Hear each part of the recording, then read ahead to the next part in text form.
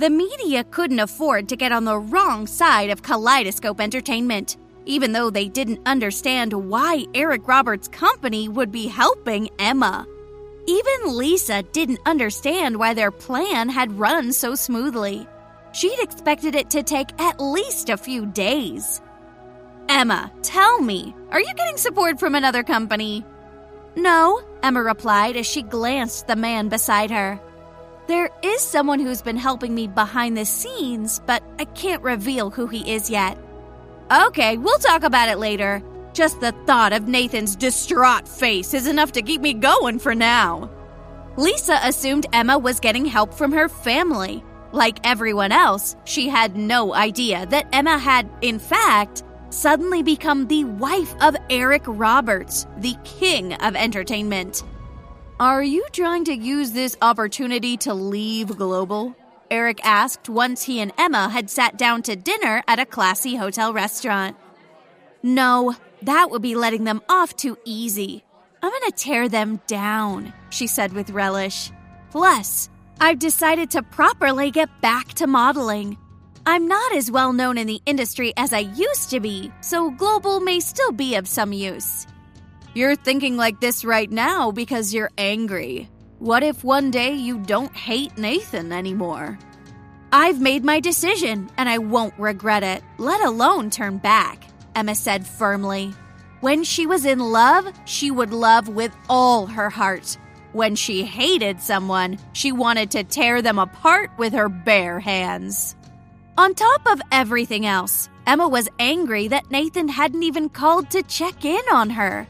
Instead, he'd just gone ahead and released news that could easily ruin her. There was no way she was going to let him hurt her again. Eric remained silent, but he was very intrigued by his new wife. Emma wasn't stupid. In fact, she was very smart. She knew she couldn't hide anything from Eric, so she decided to reveal everything to him. Good or bad, there was no holding back. All that existed was trust. Eric said, "I've asked my assistant to arrange a room in this hotel. Tonight, we'll stay here. My house is no fun." Emma's ears flushed red as she nodded. "That's up to you."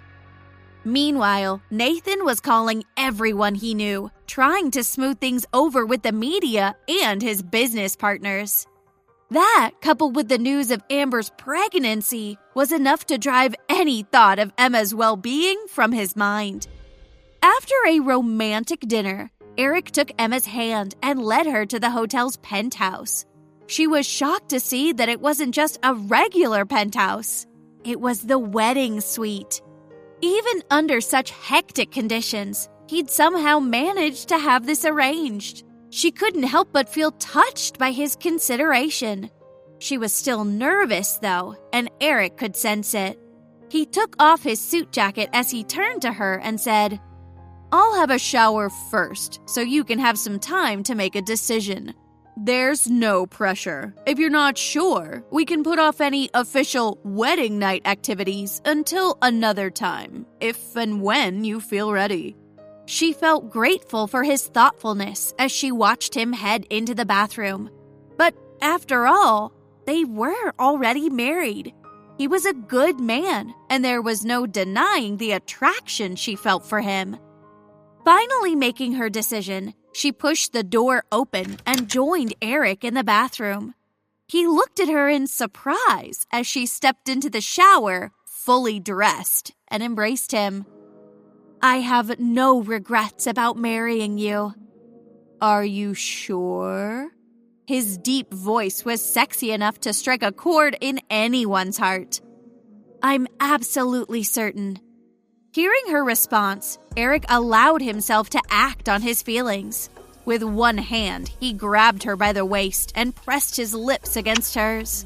With the other, he undid her dress, which was now soaking wet. Emma's senses were buzzing. She'd never experienced a kiss like this before. It felt so magical that she was losing control.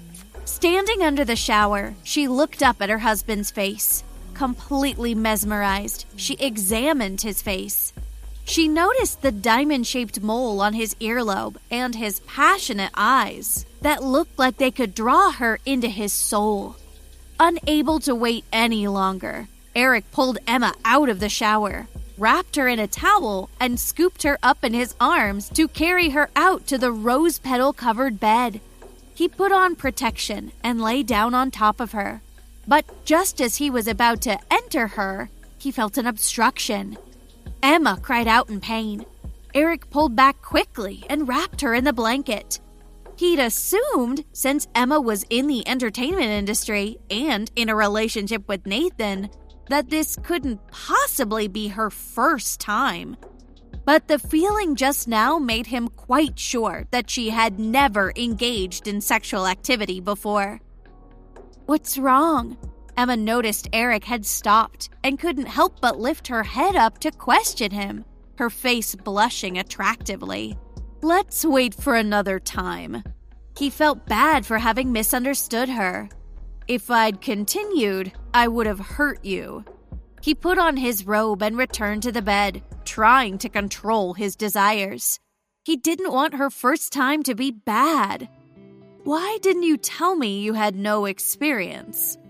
"I didn't know how to bring it up," she responded as she huddled up against his shoulder.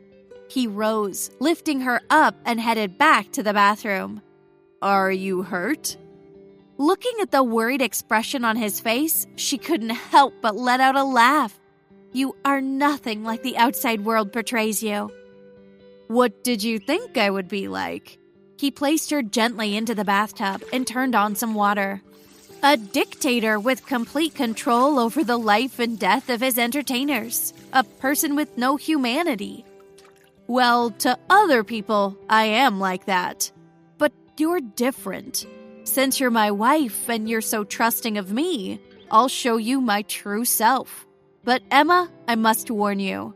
To me, a lie is a lie. If you betray me, I will never forgive you." She sat up, her nose almost touching his. "What a coincidence. I feel the same way." That night, their physical relationship was only beginning, but their hearts had drawn closer together. The next morning, Emma awoke to the blinding light of the sun shining through the window. To her surprise, the spot beside her in bed was empty. She thought Eric had already left, but she found him waiting for her in the living room while flipping through some documents. "I ordered some new clothes for you. We'll leave as soon as you're ready." She nodded as she turned toward the bathroom. At that moment, her phone rang. It was Nathan. Emma looked at Eric awkwardly as he charmingly lifted one eyebrow and asked, "Do you want me to pick it up?" Did you like this story? You can listen to thousands of such stories on the Pocket FM app. You can download the app now. Click on this icon on your screen or click the drop-down icon right beside the video title. Or search for Pocket FM on the App Store on your iPhone. Now tap the Get button on your iPhone to install the app. Join millions of other listeners on the Pocket FM app and discover thousands of riveting stories today.